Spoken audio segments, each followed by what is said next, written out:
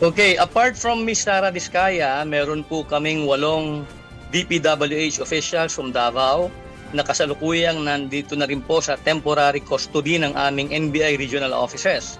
Tungkol naman po doon sa mga ibang kaso na nakafile na pero wala pang warrants, there have been strict orders of the NBI director for us to monitor them because it would be easier for us to be able to locate them the moment the cases have been filed already in court. So, ang masisiguro lang namin ay kasalukuyan po kaming gumagawa ng paraan para masiguro na hindi kami mahihirapan sa paghanap sa kanila kapag meron na pong arrest warrants.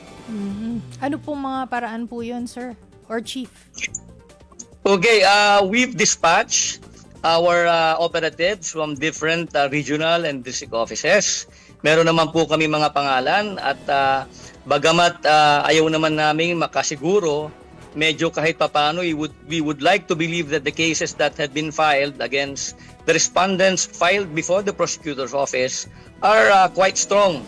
So naniniwala kami that malaki ang tsansa na isusustain ng prosecutor's office ang recommendation ng NBI for these people to be charged in court.